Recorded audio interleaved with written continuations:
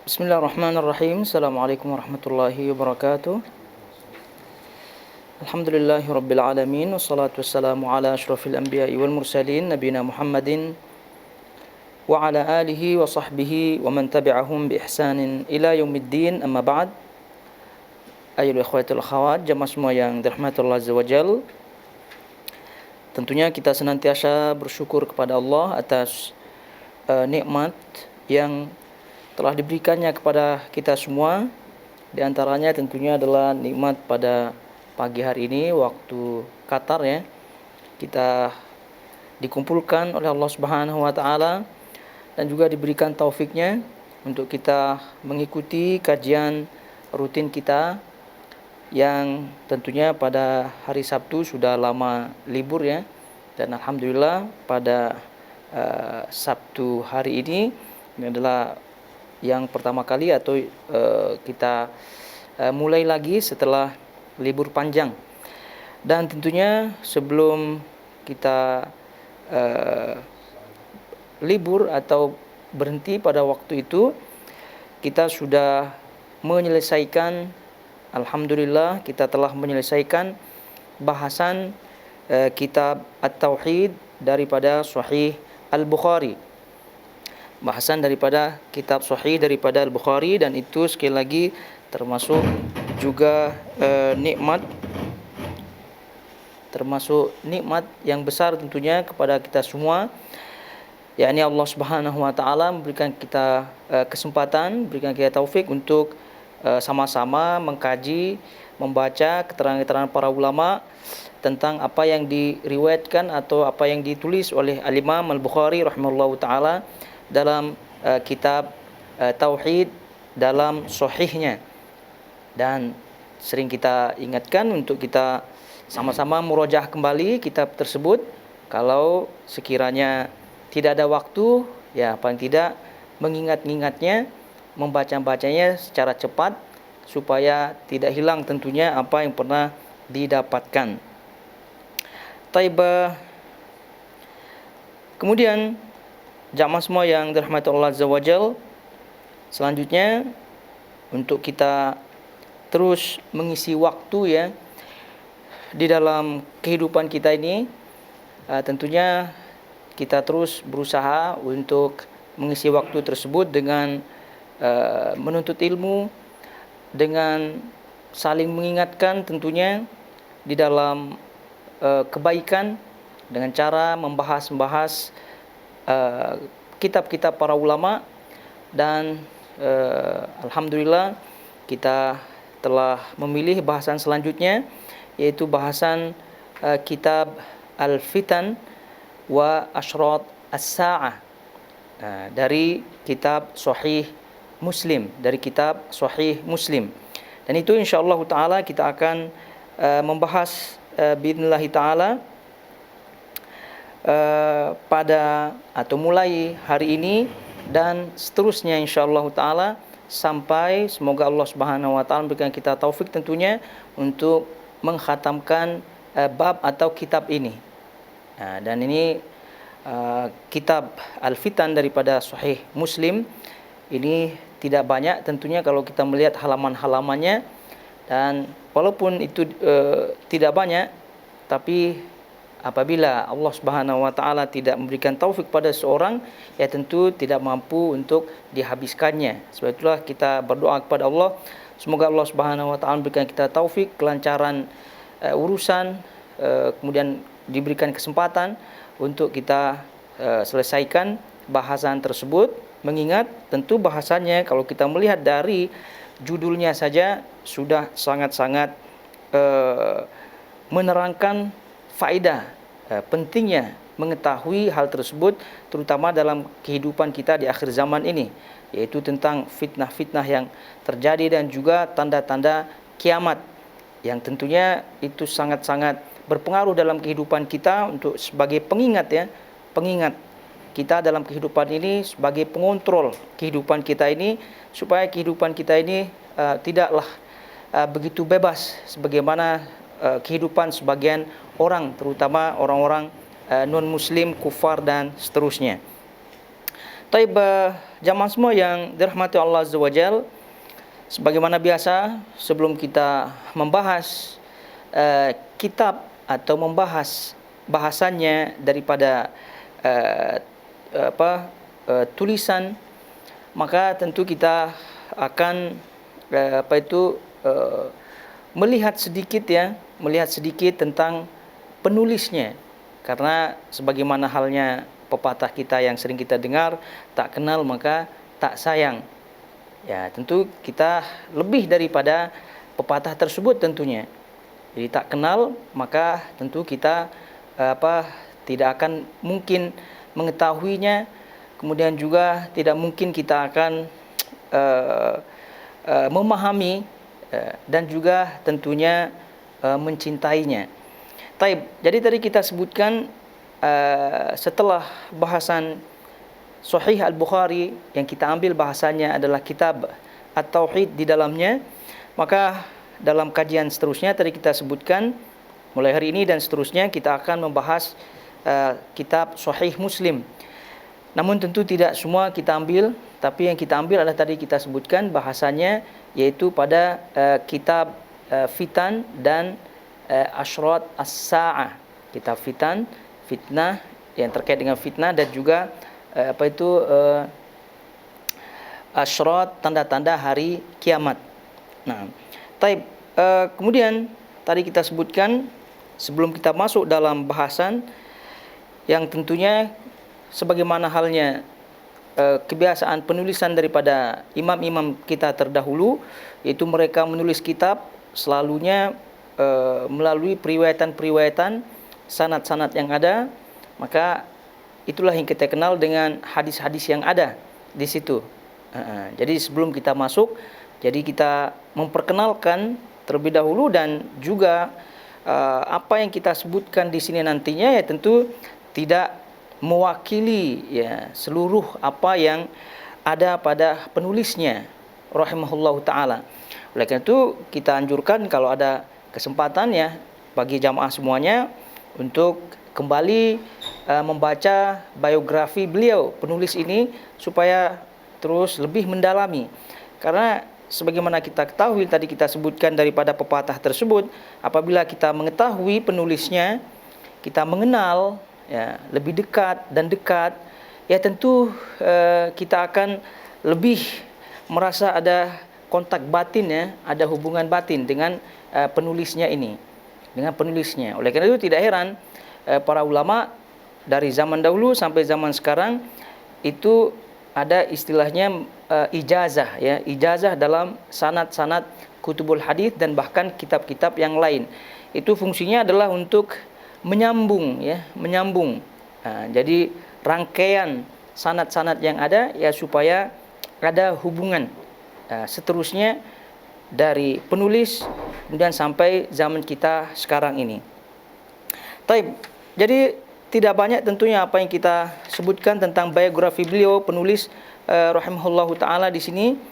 Jadi kita sebutkan saja melalui keterangan-keterangan para ulama tentang hal ini, yaitu penulis daripada kitab kita tidak lain tidak bukan adalah yang masyhur dengan Al-Imam Muslim. Al-Imam Muslim. Taib. Jadi masyhurnya nama beliau, terkadang kita tidak tahu nama panjangnya, sebagaimana halnya adalah Imam Al-Bukhari rahimahullahu taala. Ya, karena terkenal dengan nama singkat-singkatnya saja, jadi tidak sedikit di antara kita, bahkan kebanyakan di antara kita tidak mengetahui namanya. Nah, tapi alhamdulillah sekarang karena ada Google ya, ada handphone, jadi mudah saja apa yang terbetik dalam hati ya untuk kita cari, ya kemungkinan besar ada, apalagi nama-nama besar seperti imam-imam yang ada di depan kita ini. Taib. Jadi Al-Imam Muslim disandingkan nama beliau tentu dengan Al-Imam Al-Bukhari. Dan sering kita mendengarnya riwayat Imam Bukhari dan riwayat Imam Muslim. Riwayat Bukhari Muslim begitu. Dan ada istilahnya juga muttafaq alaih. Muttafaq alaih, hadis muttafaq alaih, hadis yang disepakati oleh Imam Bukhari dan Imam Muslim. Begitu. Namun sedikit faedah yang pernah kita sebutkan, maksud daripada yang disepakati oleh Bukhari dan Muslim, tidak seperti anggapan sebagian orang awam ya, yang beranggapan bahwasanya hadis yang disebut dengan hadis muttafaq alaih atau hadis yang diriwayatkan oleh Bukhari dan Muslim atau yang disepakati oleh Bukhari dan Muslim, itu ada sebagian orang awam memandai-mandai ya, kemudian menyatakan bahwasanya yang dimaksud dengan yang disepakati oleh Bukhari Muslim adalah Bukhari Muslim meeting gitu, jumpa, kemudian sepakat akan hadis tersebut. Misalnya hadis innamal a'malu binniyat, misalnya contoh. Yang masyhur, apalagi hadis-hadis yang lain. Jadi dalam pandangannya Bukhari Muslim ketemu gitu, kemudian kita sepakat begitu. Tidak demikian ya, tidak demikian. Jadi itu setelah diterangkan oleh para ulama, di antaranya adalah Ibnu Hajar rahimahullahu taala, bahwa yang dimaksud dengan hadis muttafaq alaih atau dengan bahasa kita yang disepakati oleh Bukhari Muslim adalah hadis-hadis yang dikeluarkan atau diriwayatkan oleh Bukhari dan Muslim melalui jalur sahabat yang sama. Jalur yang sahabat yang sama. Walaupun beda lafaznya kadang-kadang. Matan hadisnya, isi hadisnya walaupun berbeda lafaznya berbeda, namun dikeluarkan atau sumbernya adalah satu sahabat, misalnya Abu Hurairah misalnya, Abu Hurairah. Nah, satu hadis yang maknanya sama, tapi sumbernya adalah satu sahabat. Nah, Bukhari misalnya contoh, Bukhari meriwayatkannya daripada jalur sahabat Abu Hurairah, Muslim meriwayatkannya daripada jalur sahabat Abu Hurairah, maka ini yang disebut dengan muttafaq alaih. Tapi kalau misalnya hadisnya maknanya sama, tapi tidak sama sahabatnya, jadi contohnya Bukhari mengambil dari sahabat Abu Hurairah, Muslim pula mengambilnya daripada Anas bin Malik misalnya, maka ini tidak disebut muttafaq alaih, walaupun makna hadisnya sama, isi hadisnya sama. Paham tidak? Itu sedikitlah berkaitan dengan istilah ilmu hadis. Oleh sebab itulah hadis yang masyhur, hadis Jibril yang ketika datang ya bertanya kepada Nabi berkaitan dengan pertanyaan Jibril, apa itu Islam, apa itu iman, apa itu ihsan, gitu kan. Hadis Jibril yang panjang itu yang di hadis Imam Nawawi, Arba'in Nawawi, hadis yang kedua. Itu hadis yang kedua. Itu kedua-dua imam ini meriwayatkan dengan makna yang mirip-mirip, yaitu Jibril bertanya kepada Nabi SAW. Namun Imam Muslim meriwayatkannya daripada jalur Ibnu Umar yang beliau dapatkan daripada Umar bin Khattab radhiyallahu ta'ala anhu. Nah, Imam Bukhari pula meriwayatkan yang sama, tapi daripada jalur Abu Hurairah. Nah, ini maknanya sama. Paham tidak? Maknanya sama. Jibril bertanya tentang Islam, Jibril bertanya tentang iman, maknanya sama. Tapi karena sahabatnya berbeda, maka tidak disebut muttafaq alaih. Jadi disebut saja riwayat Bukhari, riwayat Muslim.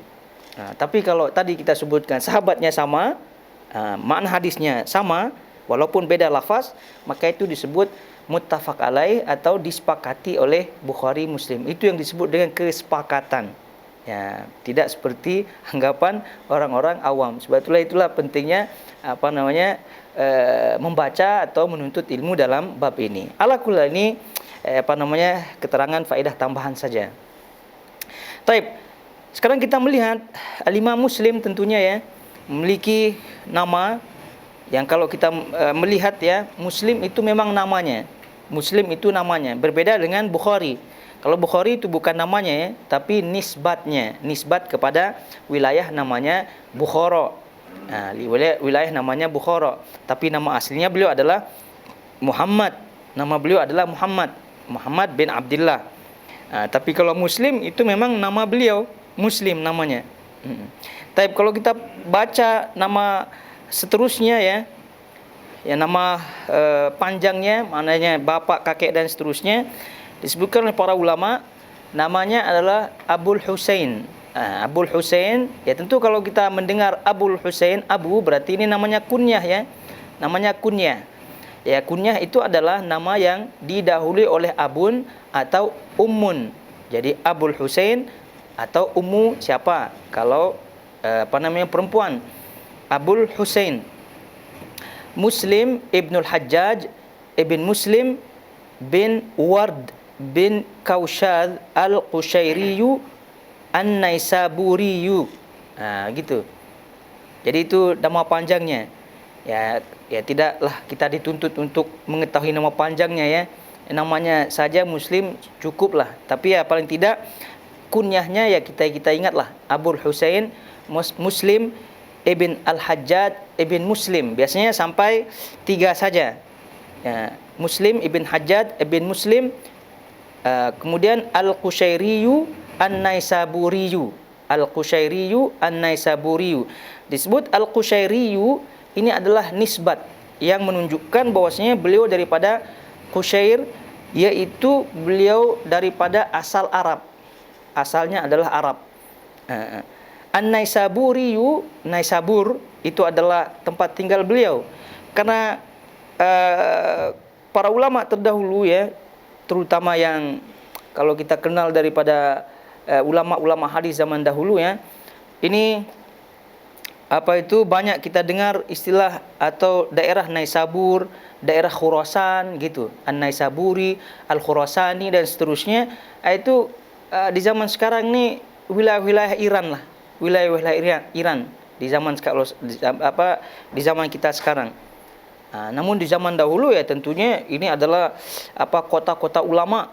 Naisabur ini banyak sekali para ulama yang ada di situ. Salah satunya adalah Imam Muslim ini. Jadi itu dia ya, Abul Husain Muslim ibn Al-Hajjaj ibn Muslim. Dah sampai Al-Qushairiyu, nasabnya daripada Qushair, yaitu daripada Arab. An-Naisaburi, tempat tinggalnya rahimahullahu ta'ala. Kemudian kalau kita melihat daripada biografi beliau dilahirkan tahun berapa? Jadi yang sepakat para ulama adalah tahun meninggalnya ya, tahun meninggalnya. Karena maklum pada waktu itu ya tentu tidak ada sijil ya atau catatan resmi daripada kelahiran-kelahiran yang ada gitu. Oleh itu para ulama berbeda pandangan. Ada yang mengatakan beliau lahir pada tahun 201, ada yang mengatakan 204 gitu. 201 ini itu yang disebut oleh atau yang dirojihkan oleh Imam Az-Zahabi rahimahullahu taala. Ada yang mengatakan 204 Hijriah. 204 Hijriah inilah yang dikuatkan oleh yang dikuatkan oleh Ibnu Katsir rahimahullahu taala dan juga dikuatkan oleh Ibnu Hajar rahimahullahu taala. Ini kita sebut Az-Zahabi, Ibnu Hajar, Ibnu Katsir, ini kan nama-nama yang sering kita dengar ya. Nama-nama yang sering kita dengar, tafsir Ibnu Katsir. Nah, itulah dia Ibnu Katsir. Az-Zahabi ya pernah kita berdekatan dengan beliau ketika membahas kitab Al-Kabair. Nah, kalau Ibnu Hajar rahimahullahu taala ya tentu banyak sekali yang kita dengar nukilan-nukilan nama beliau. Ini para ulama besar ini itu yang kita sengaja menyebutkan untuk sering kita mendengar nama-nama besar para ulama. Begitu. Ini juga salah satu di antara faedah kita bermajlis ilmu seperti ini, supaya kita lebih sering lagi, lebih familiar lagi mendengar nama-nama besar para ulama tersebut, nama-namanya.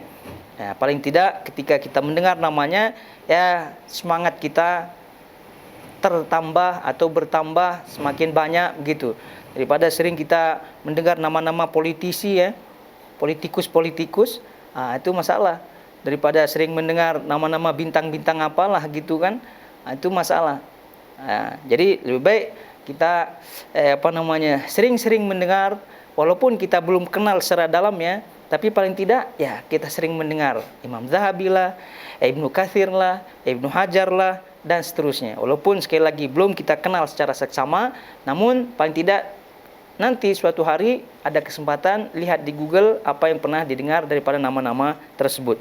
Nah, 204 tadi kita sebutkan itu yang dikuatkan oleh Ibnu Katsir rahimahullahu taala tentang kelahiran Imam Muslim. Sampai-sampai beliau menyebutkan bahwasanya Imam Muslim lahir pada tahun meninggalnya Imam Syafi'i. Nah, itu kan mudah untuk diingat. Jadi itu kata Ibnu Katsir, Imam Muslim lahir ketika atau pada waktu Imam Syafi'i meninggal dunia. Imam Syafi'i meninggal dunia tahun 204 Hijriah. Ada juga yang menyatakan bahwa Imam Muslim lahir pada tahun 206 Hijriah. Ini yang dikuatkan oleh Ibnu Salah namanya. Kemudian Imam Al-Hakim rahimahullahu taala daripada Ibnu Al-Akhram. Jadi Ibnu Al-Akhram. Ini yang juga tidak sedikit di antara para ulama yang menguatkan pendapat ini, yaitu pada tahun 206 Hijriah ini. Karena berhubung 206 Hijriah ini yang menyebutkannya adalah Ibnu Al-Akhram namanya. Nah, Ibnu Al-Akhram ini adalah ulama yang pertama kali menyebutkan tentang kelahiran Imam Muslim, dan beliaulah yang paling dekat zamannya dengan Imam Muslim. Maka tidak heran dikuatkan oleh sebagian para ulama itu tahun 206 Hijriah ini. Ala kulli hal, ini adalah tidak tentu berpengaruh sekali ya, namun karena kita ini sedang menyebutkan biografinya, ya tidak mengapa untuk kita melihat-lihat daripada nukilan-nukilan yang ada. Jadi intinya bahwasanya beliau lahir di awal-awal tahun 200 Hijriah. Nah, itu kira-kira kalau kita mengambil kesimpulannya di awal-awal tahun 200 Hijriah. Berarti kalau kita hitung-hitung dari kelahiran beliau ya sampai zaman sekarang ini kira-kira ada berapa ini? 1000 berapa tuh? Ya 200 ya, 1200 tahun ya, 1200 1300-an lah kira-kira demikian. Nah, itu cukup lama sekali ternyata beliau berada di kuburnya. Nah, ini lagi-lagi mengingatkan kepada kita bahwasanya kehidupan kita setelah di dunia ini itu ternyata akan lebih panjang sekali. Orang itu sangat sayang sekali kalau umur kita 60 lebih lah, atau 70 lah, atau 80 lah, tapi tidak diisi dengan hal-hal yang bermanfaat untuk nantinya kita akan mengarungi kehidupan yang lebih lama sekali. Maka sayang sekali kalau kita tidak isi tentu dengan ibadah yang maksimal, yang tentunya tidak mempengaruhi kehidupan dunia kita gitu kan. Contohnya kita isi kita punya kehidupan dengan kajian-kajian seperti ini dalam seminggu 2 kali, itu lumayan lah ya, karena kita tidak tentunya menjadi penuntut ilmu yang full time ya. Kalau penuntut ilmu yang full time itu memang hari-hari ya, sepertilah Imam Muslim ini, dan nanti kita akan sebutkan sejarah unik ya, sejarah gharib, sejarah unik sejarah yang dicatat oleh para ulama termasuk unik, termasuk yang gharib, yang aneh. Proses kematian beliau bagaimana? Gitu nanti kita akan sebutkan tentunya di akhir biografi ini. Taib. Jadi sudah 1200 atau 300-an tahun ya Imam Muslim meninggal dunia. Berarti umurnya berapa umurnya beliau rahimahullahu taala ini? Beliau kira-kira lahir ya lah 204 ya. Kita ambil apa yang disebut oleh Ibnu Katsir rahimahullahu taala 204. Terus beliau meninggal tahun 261 Hijriah. Itu umurnya berapa kira-kira? 204 meninggalnya 261 Hijriah. Berarti sekitar 60 berapa? 63, 64 gitu ya. Mirip-mirip apa yang disebut oleh Nabi SAW, a'maru ummati ma baina sittin wa sab'in, umur umatku antara 60 hingga 70, dan wa qalilun man yujawizu dzalik, sedikit sekali yang melampaui itu, yaitu yang 80 atau bahkan 90, itu ya sedikit lah. Nah, itu 64 atau 65 lah umur beliau rahimahullahu taala Imam Muslim, tapi umur beliau di kubur itu tadi kita sebutkan dah 1200 tahun di kuburnya. Nah, 1200 tahun yang lalu beliau meninggal dunia, masih juga disebut nama beliau ini. Sampai detik ini contohnya kita masih membaca, berkenalan dengan beliau.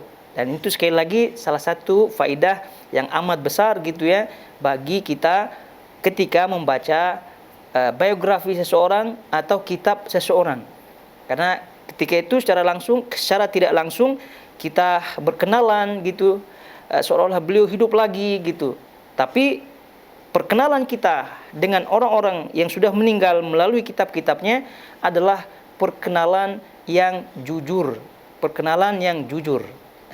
perkenalan yang memang kita ambil faedahnya saja. Jadi beda dengan kita berkenalan dengan orang yang hidup ya. Karena masing-masing kita ada udang balik batu ya. Ya, tapi kalau yang sudah meninggal seperti ini tidak ada. Tidak ada udang balik batu. Imam Muslim pengennya apa gitu, inginnya apa, sehingga kita tidak ada. Jadi justru malah kita yang ingin mengambil faedah yang luar biasa daripada beliau. Nah, sekali lagi inilah juga faedah yang kita dapatkan daripada menggali kitab-kitab daripada para ulama terdahulu. Taib. Dan kita berdoa kepada Allah Subhanahu wa taala, semoga Allah Subhanahu wa taala memberikan kita taufik untuk bisa mengisi kehidupan kita dengan amal-amal soleh, sehingga umur kita nanti kelak setelah kita di dunia ini itu lebih bahagia ya daripada kita masih di dunia ini. Taib, itu berkaitan dengan kehidupan awal atau kelahiran beliau rahimahullahu taala. Selanjutnya yang diperkenalkan oleh kita oleh para ulama adalah sifatuhu al-khalqiyah wa al-khuluqiyah. Sifat beliau, baik daripada sifat zahirnya, dari sifat fisiknya, atau sifat akhlaknya. Sifat akhlaknya itu tentu banyak nukilan-nukilan yang disebut di sini, terutama sifat-sifat beliau rahimahullahu taala yang berupa akhlaknya. Namun sedikitlah kita nukil-nukil di sini ya, mengingat waktu juga.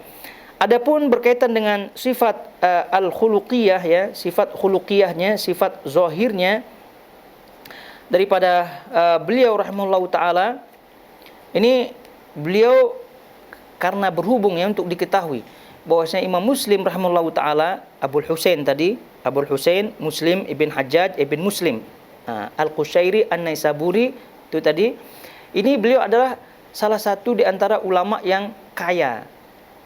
Jadi banyak yang kita dengar ya, ulama itu miskin gitu kan, zuhud gitu. Tidak demikian dengan Imam Muslim, tidak seperti Imam Bukhari lah, tidak seperti Imam Ahmad ya, yang Imam Nawawi misalnya juga. Tidak seperti imam-imam kebanyakannya. Beliau ini adalah imam yang salah satu di antara imam yang kaya. Bahkan ya bolehlah kita sebut ya, kalau zaman sekarang ya kaya raya lah begitu, karena beliau memiliki bisnis, memiliki toko dan seterusnya. Beliau sekali lagi adalah ulama yang kaya. Ini juga mengisyaratkan bahwasanya tidak aib bagi seorang ulama ya, seorang ustadz untuk menjadi kaya. Tapi tentu dengan jalan yang benar ya, dengan jalan yang benar, dengan jalan yang sahih. Seperti beliau ini dengan cara berbisnis, tidak mengumpulkan donasi misalnya kan, atau tidak membangun yayasan gitu kan, kemudian minta donasi dari orang-orang untuk konon yayasan, tapi rupanya dia yang korupsi yayasannya. Itu ada juga oknum-oknum ya, sebagian ustadz atau sebagian ulama misalnya, ada sajalah cerita-cerita demikian, tapi itu naudzubillah min dzalik. Oleh karena itu, karena beliau berada jadi beliau pun terkenal dengan penampilannya yang rapi, yang bagus begitu. Ini sifat beliau dari segi zahirnya. Satu, kalau kita melihat apa yang disebutkan di sini oleh Al-Hakim an Abi Abdurrahman As-Sulami, jadi diriwayatkan di sini qala, jadi Abdurrahman As-Sulami mengatakan di sini, raaitu syaikhan hasanal wajhi wa thiyab. Aku pernah melihat syekh gitu yang wajahnya indah. Wathiyab, dan juga indah pakaiannya. Jadi syaikhan hasanal wajhi, indah wajahnya. Kalau bahasa sekarang glowing ya, glowing lah gitu, indah. Jadi ini ada dua kemungkinan ya, karena memang beliau ahli ibadah gitu kan, ahli ilmu. Yang kedua juga yang memang kaya. Jadi namanya juga orang kaya ya. Pada waktu itu sabun misalnya mahal lah gitu kan, itu mampulah beliau beli. Tidaklah seperti ulama-ulama yang miskin-miskin. Jadi poinnya sekali lagi adalah tidak aib seorang ulama, seorang ustadz misalnya kaya, namun dengan jalan jalur yang sahih. Kemudian kita lanjut apa yang disebut Abu Abdurrahman As-Sulami ini, raaitu syaikhan hasanal wajhi wa thiyabi. Aku pernah melihat seorang syekh yang wajahnya indah dan juga pakaian indah. Alaihi rida hasan wa imamah qad arakha baina katifaihi. Beliau memakai rida, pakaian Kemudian juga imamah, surban yang sampai pada pundak beliau. Ini menunjukkan pakaian zaman dahulu lah ya. Pakaian zaman dahulu, pakai surban, pakai ini. Faqila, lalu dikatakan bahwasanya syekh ini adalah hadza muslim. Ini adalah muslim. Nah, bukan muslim Islam tidak, tapi memang beliau namanya muslim. Faqila, maka dikatakan bahwasanya syekh yang tadi saya lihat itu adalah muslim. Fataqaddama ashabus sultan faqalu. Lalu anak buah daripada sultan yang ada pada waktu itu, wakil-wakil para sultan yang ada di Naisabur pada waktu itu, qalu mengatakan faqad amara amirul mukminin an yakuna Muslim ibn al-Hajjaj imam al-muslim. Jadi Amirul Mukminin pada waktu itu raja itu memerintahkan agar atau supaya Imam Muslim bin Hajjaj sebagai imamnya kaum muslimin. Faqaddamuhu fil jami' fakabbara wa shalla bin nas. Lalu beliau pun diangkat menjadi imam masjid besar di Naisabur pada waktu itu, maka beliaulah beliau sholat menjadi imam manusia pada waktu itu. Jadi Naisabur ini adalah ibu kota daripada Khorasan ya pada waktu itu. Berarti ini ibu kota ya. Itu tidak main-main tentunya. Jadi pada waktu itu kan di zaman dahulu awalnya yang menjadi imam masjid ya, imam manusia untuk sholat itu kan khalifah, raja langsung ya. Kita tahu dari Abu Bakar, dari Umar, dari Utsman, dari Ali, sampai kan mereka-mereka ini terbunuh ketika menjadi imam, itu tidak. Nah, lalu setelahnya di zaman-zaman setelahnya ketika khalifah sudah tidak sebagai imam di masjid, mereka mengangkat langsung imamnya. Jadi raja yang mengangkat langsung pada zaman dahulu. Ya, kalau sekarang ya alhamdulillah masih mending auqaf lah ya kalau di sini di Qatar. Cuma misalnya di Nusantara kita bukanlah auqaf, bukannya apa, malah ngangkat diri sendiri. Itu juga muskilah baru. Padahal di situ ada ketentuannya ya. Ya ummul qaum aqra'uhum. Jadi sudah ada ketentuan dari Nabi SAW. Yang paling berhak menjadi imam adalah yang paling bagus bacaannya, yang paling banyak hafalannya dan seterusnya. Maka perlu adalah tim untuk memilih, bukan sembarangan. Ala kulli hal. Nah, ini Imam Muslim rupa-rupanya karena keilmuannya dan seterusnya beliau dipilih oleh raja untuk menjadi imam. Dan ini sekaligus menunjukkan keutamaan beliau pada waktu itu, karena beliau bukan sendiri yang menjadi ulama pada waktu itu. Taib. Kemudian singkatnya ya nukilan tentang sifat zahir beliau. Maksudnya beliau ini seorang yang gagah gitu, kemudian pakaiannya bagus, rapi dan seterusnya. Dan tadi kita sebutkan tidak heran karena beliau adalah orang yang kaya. Kemudian amma al-khuluqiyah, adapun sifat akhlaknya beliau rahimahullahu taala, di antaranya adalah kita nukilkan, disebutkan oleh para ulama, innahu magtaba ahadan fi hayatihi wala daraba wala syatama. Jadi beliau Imam Muslim Abul Husain, tadi kita sebutkan Muslim bin Hajjaj bin Muslim al-Qushairiyu an-Naisaburiyu, itu tidak pernah sekalipun menggibah seseorang dalam hidupnya. Tidak pernah selama hidup beliau menggibah seseorang, juga tidak pernah memukul dan juga tidak pernah mencaci seseorang. Ini menunjukkan bahwasanya beliau fokus ya dalam menuntut ilmu, sehingga tak sempatlah untuk gibah-gibah, tak sempatlah untuk berita hoax dan seterusnya. Tidak sempat itu. Beliau rahimahullah taala itu seperti itulah akhlaknya, di samping ibadah-ibadahnya dan juga yang lainnya. Taib. Itu singkatnya beliau rahimahullah taala. Kemudian kalau kita melihat beliau memulai sama'uhu lil hadis. Beliau mulai menuntut ilmu hadis. Nah, disebutkan oleh para ulama, beliau awal atau guru pertama beliau disebutkan Yahya bin Yahya At-Tamimi. Beliau mendengar daripadanya, itu di antara para ulama ada yang menyebutkan pada umur 12 tahun. Beliau sudah mulai menuntut ilmu hadis. Belasan tahun itu beliau sudah mulai menuntut ilmu hadis, mendengar riwayat-riwayat yang ada. Dan juga beliau terkenal dengan rohalat.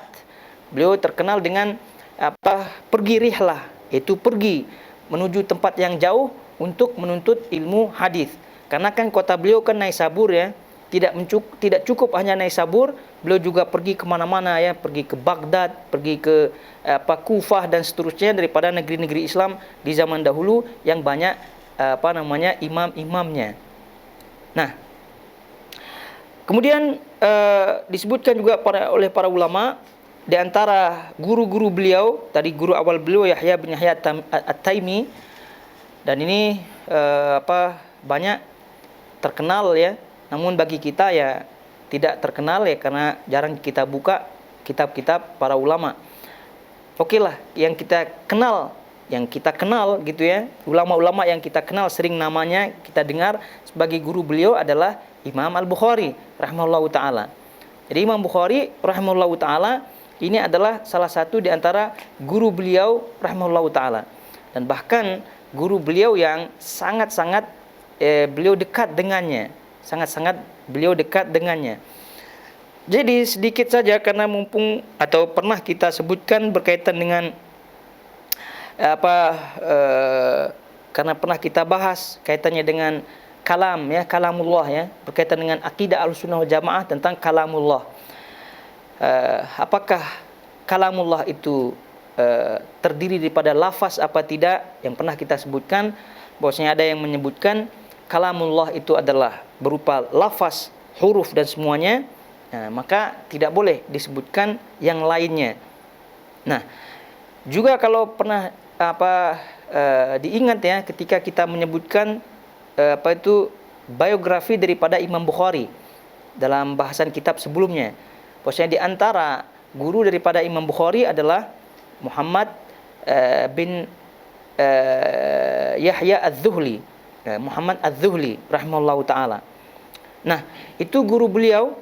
Jadi Imam Bukhari dan Imam Muslim sama-sama berguru dengan Muhammad bin Yahya ini.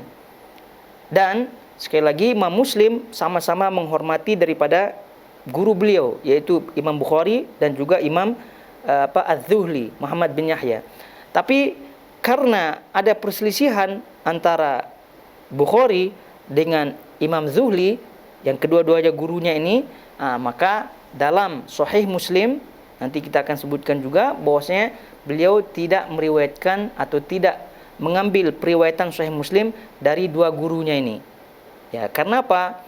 Karena ya menghormati dua gurunya. Ini juga salah satu di antara sifat beliau rahimahullahu taala. Walaupun beliau lebih condong kepada Imam Bukhari dalam permasalahan tersebut.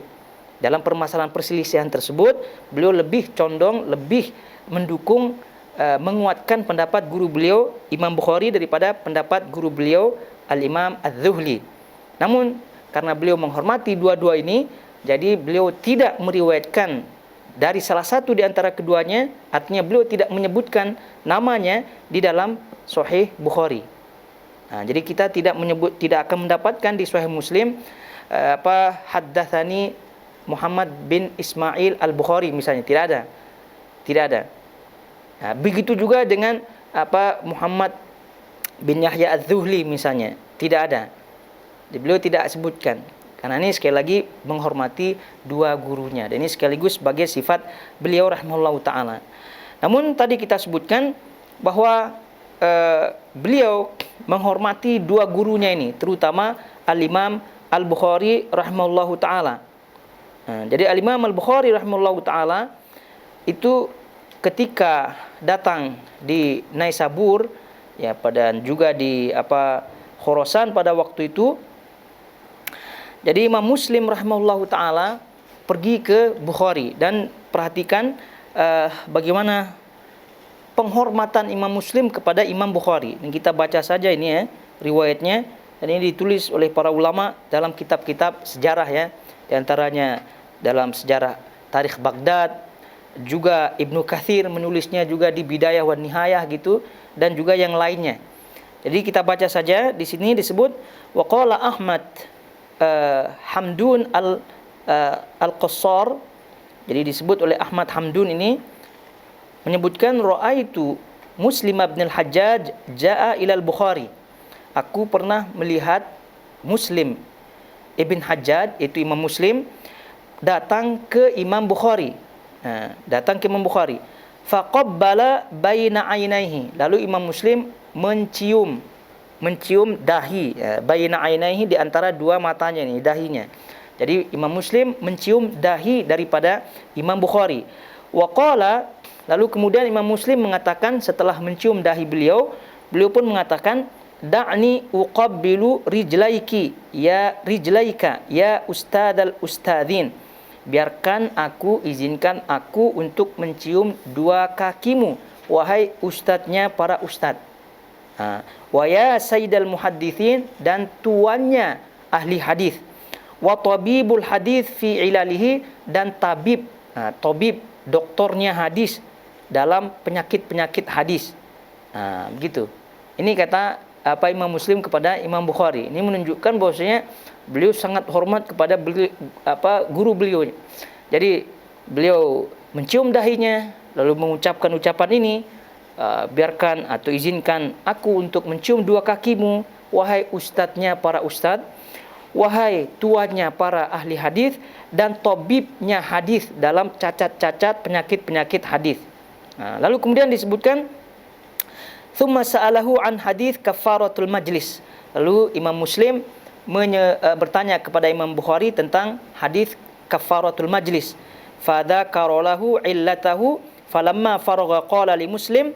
Lalu kemudian Imam Bukhari menerangkan tentang jalur-jalur periwayatan atau cacat-cacat periwayatan yang ada dalam hadis kafaratul majlis yang disebut oleh Imam Muslim atau yang ditanyakan oleh Imam Muslim.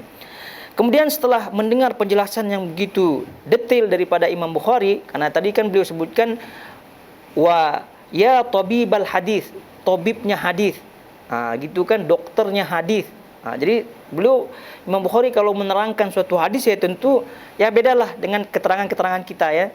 Jadi beliau tahu seluk-beluknya, cacat-cacatnya, dalam-dalamnya. Nah, setelah diterangkan itu, qala Muslimun. Imam Muslim mengatakan, la yubghiduka illa hasadun wa ashhadu anna laisa fid dunya mithlak. Jadi setelah mendengar penjelasan yang demikian detail sekali, maka Imam Muslim menyatakan kepada Imam Bukhari, sungguh tidak ada yang membencimu kecuali orang-orang yang hasad. Jadi kalau orang hasad ya patutlah benci kan. Jadi tidak ada yang membencimu kecuali orang-orang yang hasad. Dan aku bersaksi bahwasanya tidak ada orang di dunia ini yang semisal denganmu, yang semisal sepertimu, yang sepertimu tidak ada. Ini kata Imam Muslim kepada Imam Bukhari. Ini sekali lagi menunjukkan bahwasanya kedekatan beliau ya dengan Imam Bukhari rahimahullahu taala.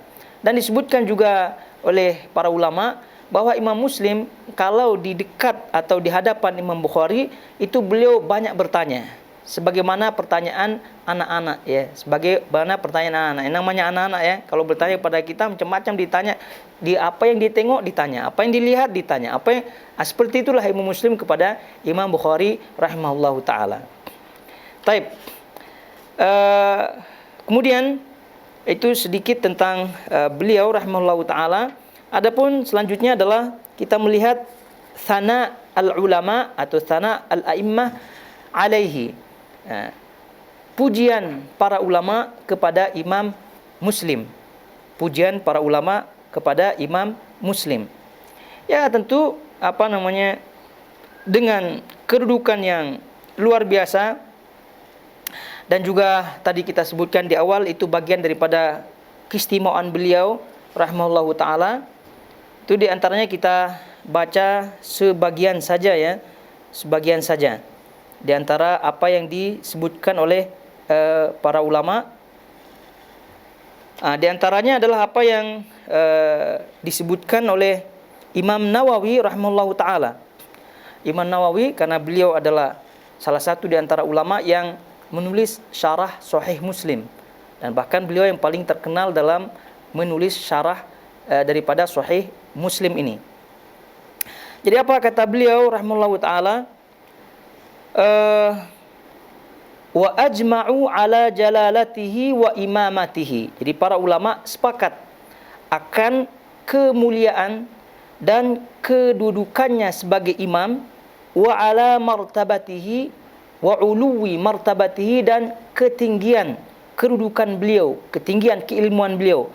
Kemudian wa hadqihi fi hadhihi sun'ah, dan kedalaman ilmu beliau tentang hadis, wa taqaddumihi fiha, dan beliau adalah salah seorang yang terdepan dalam ilmu hadis, wa tadallu'uhi minha, dan juga yang mengetahui seluk-beluk mendalam tentang ilmu hadis.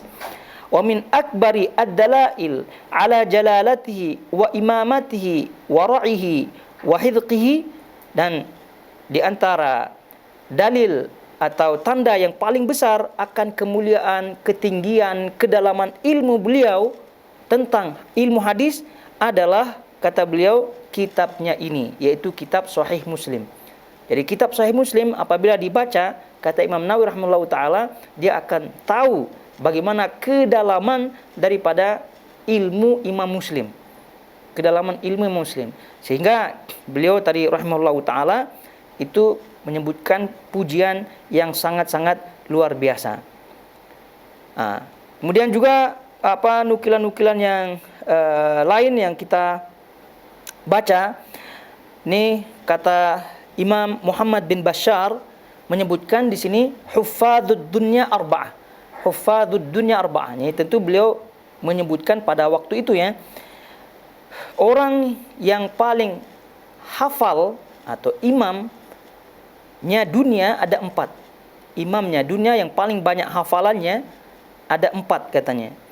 Abu Zur'ah namanya. Kemudian Imam Muslim, Abu Zur'ah wa Muslim wa Abdullah Ad-Darimi wa Muhammad bin Ismail Al-Bukhari. Jadi Abu Zur'ah, Muslim, kemudian Ad-Darimi, kemudian Al-Bukhari. Berarti ini beliau menunjukkan Imam Muslim salah satu di antara huffadzud dunya. Jadi orang yang paling banyak hafalannya di dunia. Kemudian juga disebutkan oleh para ulama yang kita baca, yang disebutkan oleh Imam Ahmad bin Salama, katanya ra'aitu Aba Zur'ah wa Aba Hatim yuqaddimani Musliman fi ma'rifatis sahih ala masyayikh asrihima.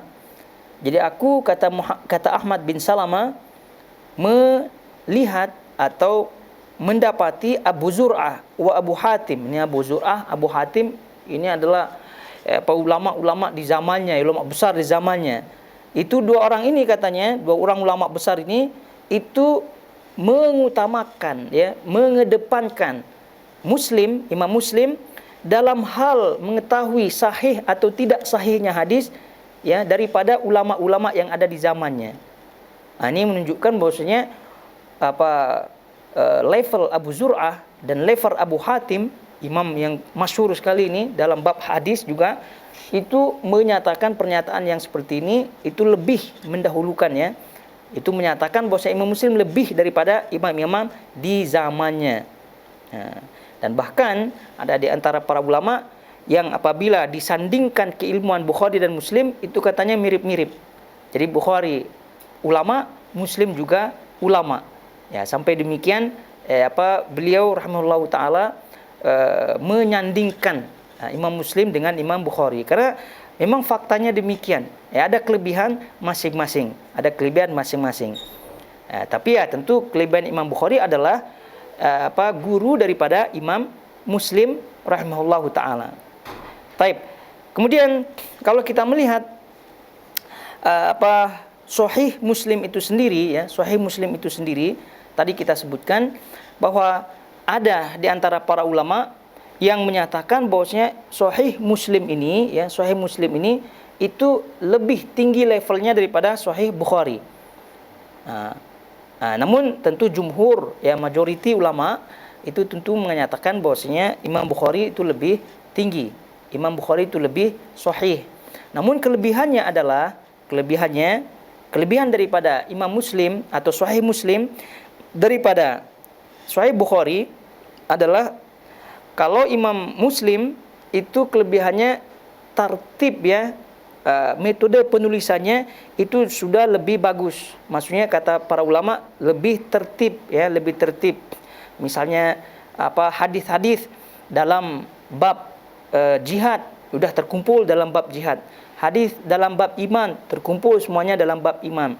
Hadis tentang zakat misalnya terkumpul dalam kitab Az-Zakat dan seterusnya. Tidak seperti Bukhari. Kalau Bukhari rahimahullah ta'ala terkadang hadis tentang zakat kita jumpai nanti di kitab Tauhid misalnya. Kita jumpai juga nanti di kitab ini dan seterusnya. Namun itulah juga bagian daripada metode. Seperti itu juga adalah bagian daripada kelebihan daripada Imam Bukhari rahimahullah ta'ala. Namun dari segi metode penulisan bagi orang awam gitu ya, lebih mudah mendapatkan apa yang dia cari di kitab Imam Muslim daripada Imam Bukhari. Nah, Imam Bukhari ini kalau udah pandai gitu, tentu lebih akan mendapatkan faedah lebih besar ya. Tapi kalau yang orang pemula, ya tentu kitab Imam Muslim itu lebih mudah untuk dicarinya. Baik, ini sudah azan ya di sini. Kemudian berkait dengan Sahih Muslim itu sendiri ya, kitab Sahih Muslim itu disebutkan oleh para ulama, beliau menulisnya itu selama 15 tahun ya. Beliau menulis Sahih Muslim selama 15 tahun. Dan jumlah hadisnya yang kalau dihitung, karena banyak para ulama yang menghitungnya, berbeda-beda hitungannya, tergantung dia lihat bagaimana hitung-hitungannya. Nah, jadi ala kulli hal kalau kita melihat hitungan yang terakhir ya, maksudnya yang dihitung oleh Syekh Masyhur Hasan Salman, itu beliau menyebutkan jumlah hadis Sahih Muslim termasuk yang terulang-ulang, karena kan sama juga dengan Imam Bukhari, Imam Muslim juga banyak hadis yang diulang-ulang. Nah, jadi dihitung semuanya itu sekitar 7.385 hadis. Nah, di luar hadis yang ada di Muqaddimah. Karena Imam Muslim juga salah satu di antara kelebihan beliau adalah orang yang pertama kali menulis muqaddimah dalam tulisan. Muqaddimah. Karena kalau kita melihat Imam Bukhari tidak menulis muqaddimah, tapi kalau Imam Muslim beliau menulis muqaddimah. Nah, dalam muqaddimahnya itu ada juga hadis-hadis yang beliau riwayatkan. Ada 10 hadis di situ diriwayatkan. Nah, setelah itu baru yang 7.385 itu di luar muqaddimahnya. Oleh karena itu, di luarnya itu, ini juga salah paham sebagian orang ya. Ada sebagian para ulama, misalnya Syekh Al-Albani rahimahullahu taala misalnya, atau para ulama yang mengomentari hadis daripada Sahih Muslim. Jadi sekali lagi, Muqaddimah Sahih Muslim walaupun satu tempatnya, satu cetakan gitu ya, dan itu memang satu kitab, tapi kata para ulama syarat yang ada di muqaddimahnya itu tidak sama dengan syarat yang ada di syarat kesahihan, maksudnya syarat kesahihan yang beliau terapkan di dalam muqaddimah yang 10 hadis yang tadi di muqaddimah dengan syarat kesahihan yang ada di kitab Sahih Muslim yang 7.385 itu tidak sama. Jadi yang ketat itu yang ada di yang tadi di kitabnya di luar muqaddimah. Nah, kalau yang di muqaddimah itu tidak ketat beliau. Jadi oleh karena itu di muqaddimahnya itu ada hadis-hadis yang tidak terlalu sahih. Yang 10 hadis itu tidak terlalu sahih, tidak sama ketatnya. Ini harus dibedakan juga. Nah, tadi kita sebutkan selama 15 tahun, dan beliau itu pilih dari 300.000 ya. Beliau pilih itu semua daripada 300.000 sekian hadis. 300.000 sekian hadis beliau pilih-pilih. Jadi beliau sebutkan bahwasanya dia pilih gitu kan, atau disebutkan oleh para muridnya bahwasanya Imam Muslim memilih hadisnya yang di sahih ini itu dari 300.000 hadis sahih menurut Imam Muslim. Jadi itu rupanya sudah dipilih-pilih. Yang 7.000 sekian termasuk yang diulang itu sudah dipilih oleh Imam Muslim. Dan setelah beliau tulis itu, beliau cek kepada gurunya. Dan ini juga kelebihan daripada Sahih Muslim. Kelebihan daripada Imam Muslim. Beliau sebelum kalau bahasa kita sekarang sebelum cetak ya. Karena dulu kan tidak ada mesin cetak ya. Jadi yang dulu setelah ditulis gitu, setelah beliau kumpul-kumpul, beliau serahkan di nasikh namanya, atau warraq, itu namanya. Jadi tukang tulis tangan yang mungkin khotnya bagus dan seterusnya, itu memang ada jasa tulis. Oleh sebab itulah ada juga di antara para ulama yang tertipu oleh tukang tulisnya. Ada juga itu para ulama yang tertipu oleh tukang tulisnya. Ya, jadi ulama yang aslinya ini ditulis lain oleh itunya, waroknya, tukang tulisnya. Jadi sebelum dibawa ke tukang tulis, beliau suruh cek dulu guru-gurunya. Di antaranya adalah Abu Zur'ah Ar-Razi. Jadi Abu Zur'ah, kata Imam Muslim, beliau membawa kitabnya ini ya sebelum ditulis gitu, atau dicek mana yang disebut oleh Abu Zur'ah yang ini ada cacatnya, itu dia conteng, dia hilangkan Imam Muslim. Mana yang ini diconteng-conteng. Jadi itu memang sudah hadis yang sangat-sangat terpilih. Sehingga tidak heran ada sebagian para ulama yang menyatakan bahwasanya Sahih Muslim itu lebih sahih daripada Imam Bukhari. Tapi itu sebagian tentunya ya. Karena tidak heran melihat sejarahnya yang demikian. Dan juga setelah itu Imam Muslim rahimahullahu taala itu tidak menulis judul kitabnya. Sehingga para ulama ikhtilaf judulnya, tidak seperti Bukhari. Jadi tidak ditulis judul kitabnya. Sebab itulah Imam Nawawi menyebutkan Sahih Muslim saja. Sahih Muslim. Ada juga yang menyebutkan Al-Jami', seperti Ibnu Hajar rahimahullahu taala itu Al-Jami'.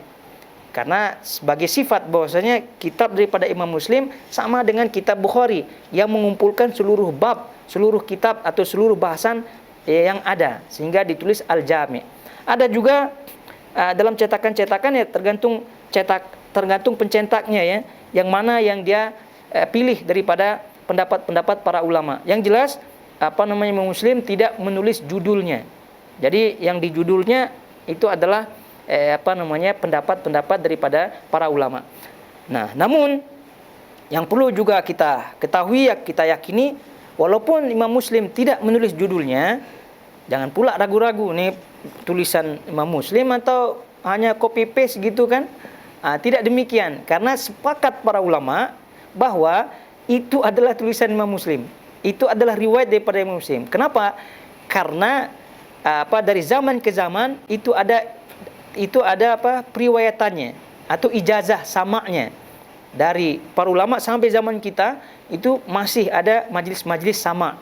Jadi itu menunjukkan bahwasanya para ulama sepakat bahwasanya ini adalah riwayat atau tulisan daripada Imam Muslim rahimahullahu taala. Baik, terakhir ya, karena waktu sudah habis ya. Terakhir, meninggalnya beliau yang tadi kita sebutkan gharib ya, unik gitu. Rahimahullahu taala. Dan ini sekali lagi menunjukkan bahwasanya beliau ini adalah penuntut ilmu, ulama yang betul-betul waktunya ini, walaupun tadi kita sebutkan pebisnis ya, itu orang kaya begitu, namun rupa-rupanya beliau tidak tertipu dengan bisnisnya gitu. Tidak tertipu dengan bisnisnya, artinya waktunya tidak sia-sia demikian. Taib. Jadi kita baca saja ini wafat beliau rahimahullahu taala. Taib. Ini kita baca saja supaya jelas ya. Ini diriwayatkan oleh para ulama sirah ya, termasuk Al-Baghdadi dalam Tarikh Baghdad, kemudian Syiar A'lamin Nubala, juga Al-Bidayah wan Nihayah Ibnu Katsir, dan seterusnya daripada para ulama. Kita baca ini, qala Muhammad bin Abdullah An-Naisaburi. Dari Muhammad bin Abdullah An-Naisaburi mengatakan, Sami'tu Aba Abdullah Muhammad bin Yaqub yaqul. Aku pernah mendengar Abu Abdullah Muhammad bin Yaqub mengatakan, Sami'tu Ahmad bin Salamah yaqul. Aku pernah mendengar Ahmad bin Salamah. Ini Ahmad bin Salamah ini adalah muridnya tentunya, yang menyertai Imam Muslim kemana saja dia pergi. Sehingga inilah beliau tadi menyebutkan, beliau yang menyebutkan Imam Muslim itu 15 tahun mengumpulkan hadis ini murid beliau rahimahullahu taala. Ini Ahmad bin Salamah yaqul mengatakan, aqada atau uqida li Abil Husain Muslim bin Hajjaj majlisun lil mudzakarah. Pernah ada majlis yang diadakan gitu ya, majlis yang dibuat gitu untuk Abul Husain al-Imam Muslim. Nah, jadi khusus majlis beliau, tapi majlisnya adalah lil mudzakarah, untuk mudzakarah, untuk murajaah gitu. Jadi khusus majlis itu untuk mudzakarah. Jadi sekali lagi pernah ada majlis ya, ada majlis untuk mudzakarah hadis. Ya, di situ ada Imam Muslim. Kemudian fadzukira lahu haditsun lam ya'rifuhu. Nah, dalam majlis tersebut ada suatu hadis yang dibacakan, namun Imam Muslim tak mengetahuinya. Imam Muslim tidak pernah mendengarnya, artinya tidak mengetahui seluk-beluknya. Nah, ini berarti mudzakarah hadis ini biasanya penuntut ilmu ya. Ya, penuntut ilmu. Nah, setelah itu disebutkan satu hadis yang Imam Muslim tidak tahu hadis tersebut. Lalu kemudian fansarafa ila manzilihi wa auqadas siraj. Setelah dari majlis beliau pulang langsung ke rumahnya. Lalu kemudian beliau menyalakan lampunya. Dulu kan lampu seperti lampu siraj, lampu lilin lampu tempel macam itu kan. Nah, kemudian setelah itu waqala liman fiddar. Lalu beliau setelah menyalakan lampunya, beliau pun mengatakan kepada ahli keluarganya, la yadkhulanna ahadun minkum hadal bait. Jadi jangan bagi ada orang yang masuk di rumah ini, jangan. Kata Imam Muslim, artinya jangan ada tamu, jangan hatta keluarganya pun jangan ganggu, karena mau mencari hadis yang tadi tidak diketahuinya di dalam majlisnya tadi. Faqila lahu, nah sebelum beliau masuk ke kamarnya begitu kan, ke biliknya itu, faqila lahu, dikatakan kepada beliau, keluarganya mengatakan, uhdiyat lana sallatun fiha tamar. Tadi ada orang yang memberikan hadiah gitu, ada satu bakul tamar, satu bakul kurma, ada satu bakul kurma yang dihadiahkan tadi katanya. Faqala qaddimuhu ilaihi. Kalau demikian kasih bagi yang tadi satu bakul tadi sebagai bekal dia di dalam biliknya tadi. Faqaddimuha ilaihi. Kalau demikian kasih saya satu bakul itu. Faqaddamuha ilaihi. Lalu kemudian ahli keluarganya memberikannya kepada beliau satu bakul itu. Fakana yatrubul hadis. Nah, lalu itulah sebagai bekal beliau di dalam bilik beliau satu malam itu untuk mencari satu hadis tadi. Kemudian disebutkan beliau dapatkan satu hadis tersebut yang beliau tidak mengetahuinya. Artinya beliau murajaah, mutalaah, membuka catatan-catatannya. Nah, dengan bekal satu bakul kurma tadi. Kemudian wa ya'khudhu tamratan yamdaghuha. Lalu beliau satu persatu sambil mencari hadis tadi ya. Satu hadis tadi satu persatu kurma itu dimakan oleh beliau. Fa asbaha wa qad faniyat tamar wa wajadal hadis. Nah, keesokan harinya tamar itu kurma yang satu bakul itu pun habis. Lalu kemudian alhamdulillah beliau pun mendapatkan hadis yang dicari, satu hadis. Qala Muhammad bin Abdullah. Nah, Muhammad bin Abdullah menyatakan, perawi daripada kisah ini menyatakan, zadani thiqah min ashabina annahu minha mata.